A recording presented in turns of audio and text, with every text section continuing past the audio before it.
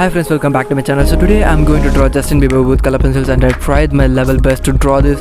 This video is going to be super epic, so sit back and enjoy this video, my friends. And after watching this video, you know what to do. Please give it a like and share with your friends, and subscribe if you haven't already.